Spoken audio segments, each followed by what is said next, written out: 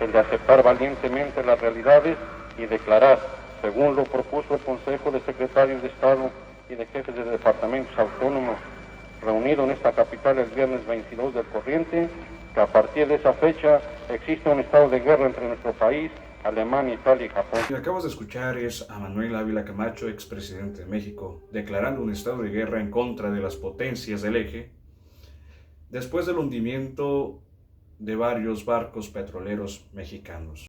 Ahora, muy probablemente has visto esta propaganda en muchas películas y series. Es propaganda norteamericana para unirse a la guerra. Y esta es propaganda soviética para unirse a la guerra. Lo que tienen en común es que levantan el ánimo del pueblo para unirse. Pero, ¿y México? ¿También tuvo propaganda? ¿Qué pasaba en México durante esos años? ¿Y cómo fue la propaganda en México?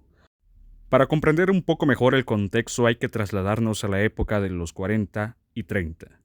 Justamente México venía de revueltas y sacudidas políticas.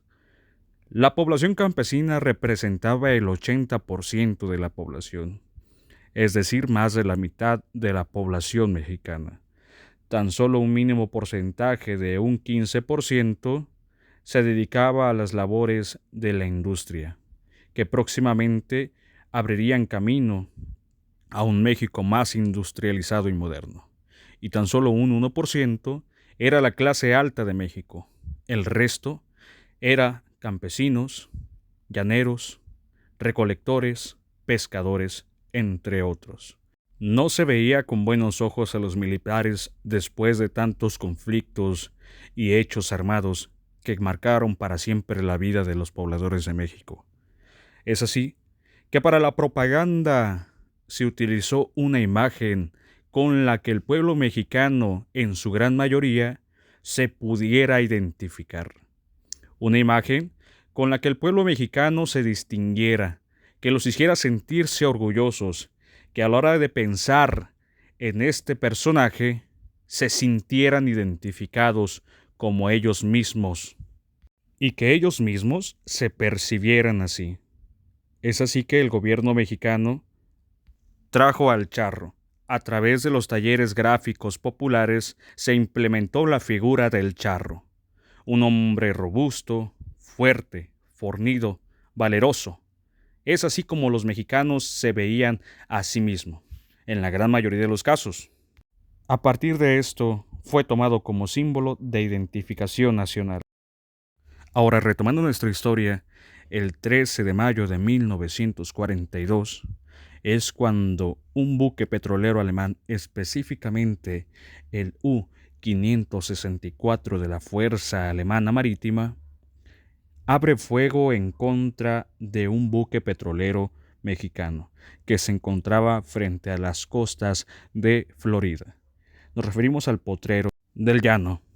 Es así como México, a partir de este acto, decide levantarse en armas o tomar medidas en contra de las fuerzas del eje.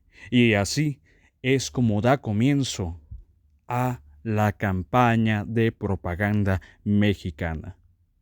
De los primeros carteles propagandistas tenemos este diseño: un recuerdo del hundimiento del Potrero del Llano el 13 de mayo de 1940.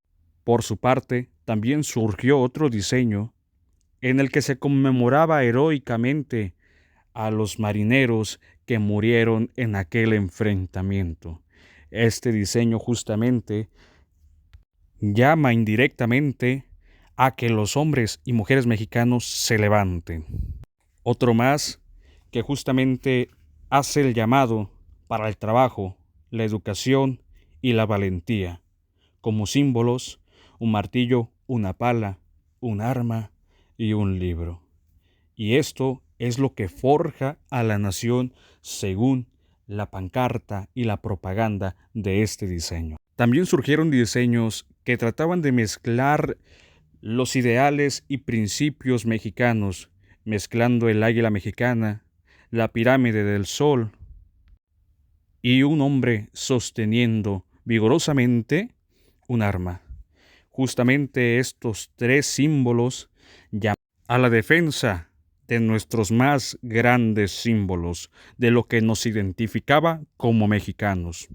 Ahora bien, hacía la mención del hombre fuerte, vigoroso, valiente, del charro, del hombre del campo. Y esta es una muestra más, a pesar de que es una caricatura, justamente refleja lo que se trataba de transmitir a los hombres del campo, a los hombres agricultores, pescadores y ganaderos.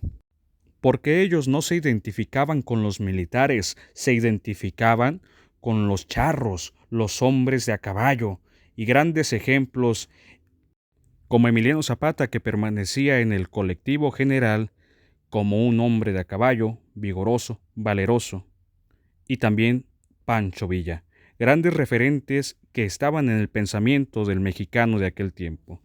Aquí una vez más, la unión de México y Estados Unidos por la misma victoria.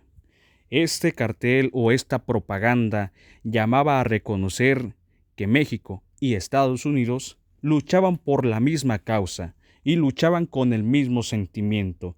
Luchaban en diferentes rubros, pero luchaban. Aquí uno más, en la romantización o la idea general que les comentaba que se tenía del charro, tenemos a esta imagen de un hombre tocando la campanada, haciendo alusión al grito del 15 de septiembre y llamando a los mexicanos a levantarse, a estar a la expectativa, a estar atentos a lo que sucedía en el mundo.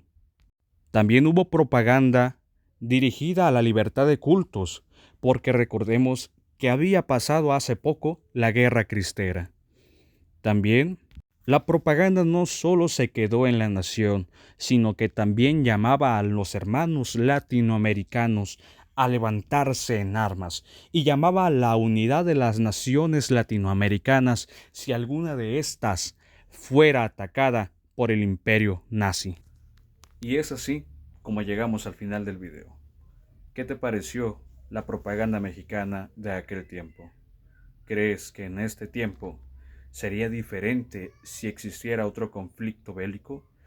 ¿Qué recursos utilizarías para llamar la atención de los mexicanos en la actualidad?